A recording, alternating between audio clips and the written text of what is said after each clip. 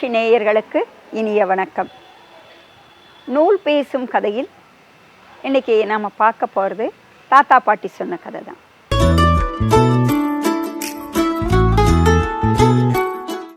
கட்டில். அதாவது கட்டில் அப்படின்னா என்ன? இந்த மரம், இதை மரத்தினால் செய்யப்படுகின்ற கட்டில்.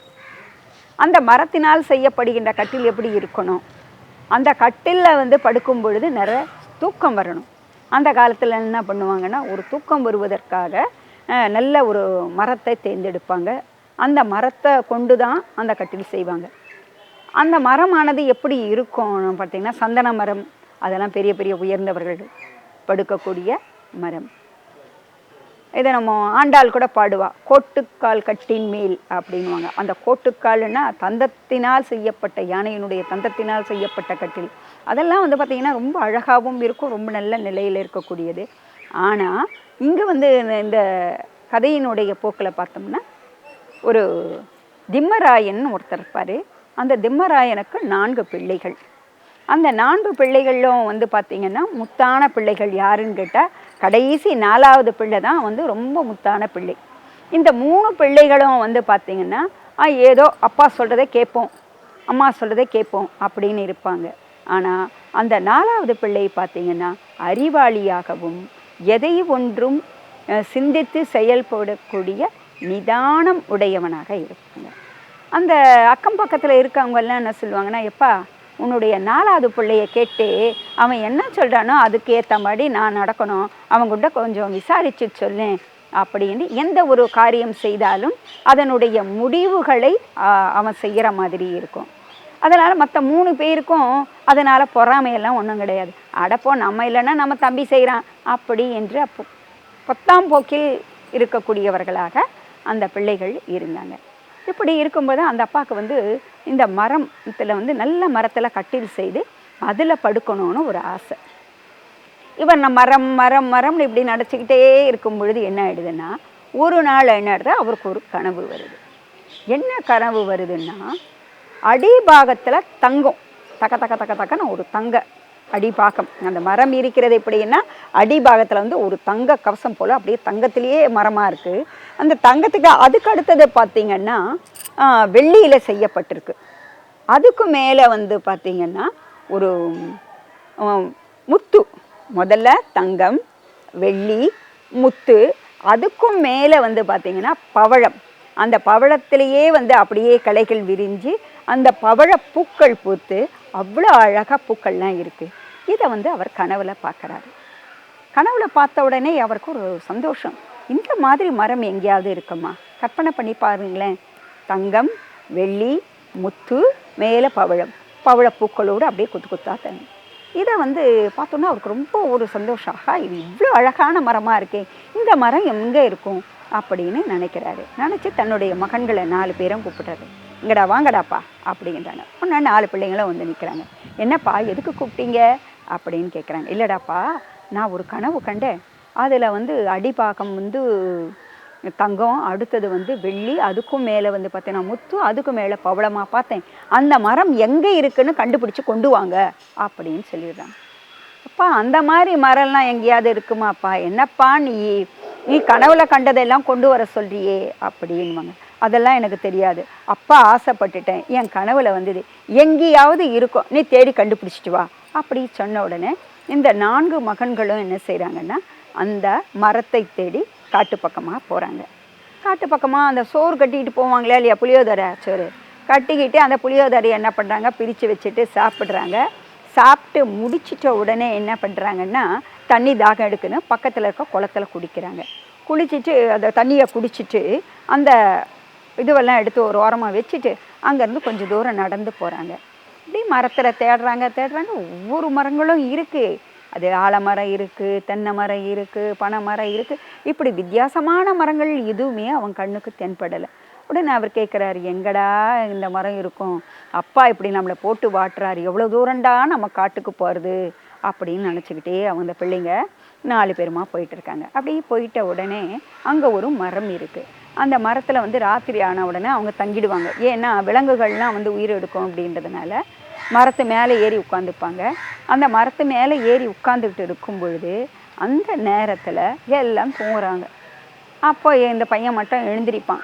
சின்னவனுக்கு மட்டும் தூக்கமே வராது. என்னடா இது, அப்பா இப்படி ஒரு கனவு கண்டிருக்காரு, இந்த மாதிரி மரம் எங்கத்த போய் நம்ம தேடுறது அப்படின்னு நினச்சிட்ருப்பான். அந்த நேரத்தில் யாருமே எதிர்பார்க்க முடியாத அளவுக்கு ஒரு பெரிய பாம்பானது ஊந்து ஊந்து ஊந்து ஊர்ந்து அப்படியே வருது. அது எங்கே வருது அப்படின்னு இவன் முடிச்சுக்கிட்டு இருந்த 4வது பிள்ளை என்ன பண்ணுறான், பார்க்குறான். பார்த்த உடனே தூரத்துலேருந்து வர்றது ரொம்ப வெளிச்சமாக கொஞ்சம் கொஞ்சமாக இருந்து கிட்ட வர வர வர வெளிச்சம் அப்படியே நல்ல ஒரு 1000 சூரியன் சேர்ந்தா எப்படி ஒரு ஒளியை தருமோ அந்த மாதிரி ஒரு ஒளியை பிரகாசமாக தெரியுது. இவனுக்கு கண்ணு கூசுது. உடனே அந்த கண்ணை 2 கையாலையும் பொத்திக்கிறான். பொத்துக்கிட்ட உடனே அந்த பாம்பானது நேராக வருது. அங்கே ஒரு சின்ன ஒரு மித்தம் போல இருக்குது. அது இவனுக்கு பார்த்தா அது கிணறு. அந்த கிணத்துல ஒரு அப்படியே கைப்பிடி இருக்கும் இல்லையா, அந்த கைப்பிடியில் என்ன பண்ணுறேன்னா அது வாயில் வச்சுட்டு இருக்க அந்த மாணிக்க கல்லை எடுத்து வைக்குது. வச்ச உடனே ஒளியானது கொஞ்சம் குறைஞ்சி போகுது. அது வாயில் இருக்கும்பொழுது தான் நல்ல பிரகாசம். ஆனால் அதுவே அந்த திட்டின் மேலே வச்ச உடனே அந்த இதனுடைய கல்லினுடைய ஒளியானது கொஞ்சம் குறைஞ்சி போயிடுது. உடனே இவர் இந்த ஒளி குறைஞ்ச உடனே என்ன ஏதுன்னு அப்படியே பார்க்குறான். பார்த்துட்டு என்ன செய்யலாம், அது என்ன இது பார்த்தா அந்த பாம்பு அங்கேருந்து அப்படியே நகர்ந்து போகுது.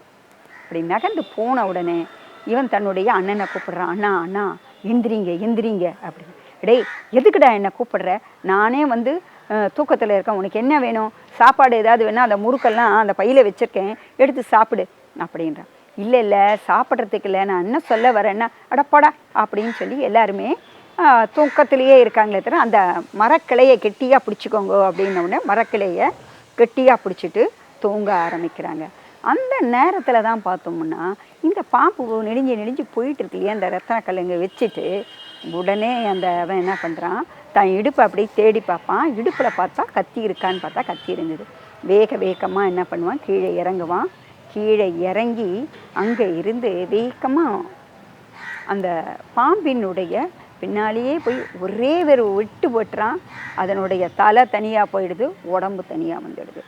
அப்படி வந்த உடனே அந்த பாம்பை எடுத்துகிட்டு போய் அந்த சருகுகள் எல்லாம் இருக்கும், சருகுகள்னா அந்த இலைகளினுடைய காஞ்சி போனது, அதெல்லாம் ஒன்றா கூட்டி இந்த பாம்பையும் போட்டு ஒரு தீப்பெட்டி வச்சு எரிச்சிடுறான். அது ஆகிடுது. கொஞ்சம் அங்கே இருக்கக்கூடிய மந்திரங்களில் பூவெல்லாம் எடுத்து போட்டு, ஏன்னா அதனுடைய சாந்தி செய்யணும், ஏன்னா பாம்பை வெட்டியிருக்கான். பாம்பை வெட்டிட்டு அந்த ரத்தனக்கல்லை கையில் எடுத்துக்கிட்டு குனிஞ்சி பார்த்தா ஒரு கிணறு தெரியுது. இந்த கிணறு தானே என்ன இருக்குதுன்னு சொல்லிட்டு உடனே குதிக்கிறான். அந்த கிணத்துக்குள்ளே பார்த்திங்கன்னா 4 கதவுகள் இருக்குது.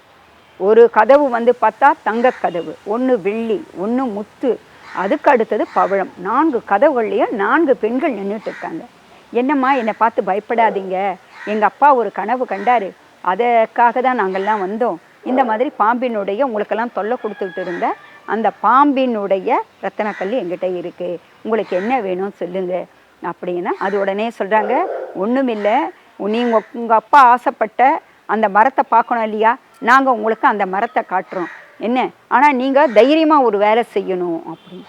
அட தைரியத்துக்கு என்ன, நான் தைரியமாக செய்வேன், என்னன்னு சொல்லுன்றாங்க. எங்கள் 4 பேரையும் சமமாக படுக்க வைங்க, ஒருத்தர் மேலே.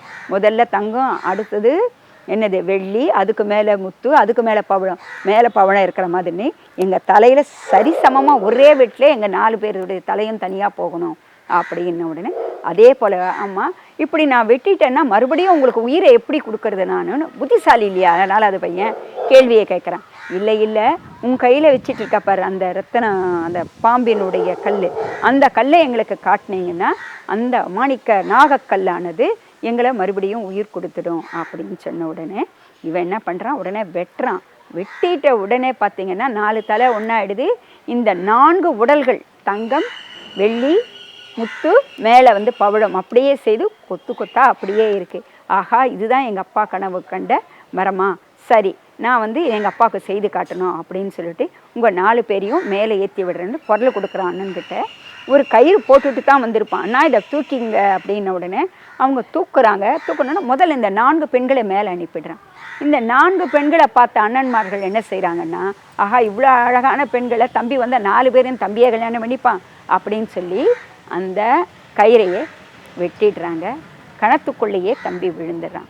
விழுந்த உடனே என்ன செய்யறது, அண்ணனுடைய புத்தியெல்லாம் இப்படி போயிடுச்சே அப்படின்னு சொல்லிட்டு அந்த ரத்தன கல்லை எடுத்து அப்படி காட்டின உடனே அவன் அப்படியே பறவையாக மாதிரி பறந்து தன்னுடைய வீட்டை போய் அடைஞ்சிடுறான். அடைஞ்ச உடனே அப்பா கிட்ட, அப்பா இந்த மாதிரியெல்லாம் அண்ணன் செய்தான்னு சொன்ன உடனே, அப்பா அப்படியா, அவன் வரட்டானா உடனே அப்பா கிட்ட வந்து சொல்கிறான், அப்பா தம்பி இறந்து போயிட்டான், நாங்கள் மட்டும் இந்த 4 பெண்களை காப்பாற்றி கொண்டு வந்திருக்கோம் அப்படின்னு சொல்கிறாங்க. உடனே அவன் வந்து சொல்கிறான், இப்படியெல்லாம் செய்வியா, அதை பார் உன்னுடைய தம்பி வந்துட்டான் அப்படின்னு சொன்ன உடனே தவறுக்காக வருந்தி மன்னிப்பு கேட்குறாங்க. அந்த 4 பேருனுடைய தலையை வெட்டி மறுபடியும் உயிர்ப்பித்து அந்த 4 பேரும் திருமணம் செய்து கொண்டு நல்ல வாழ்க்கை வாழ்கிறதாக சொல்கிறாங்க பாட்டி.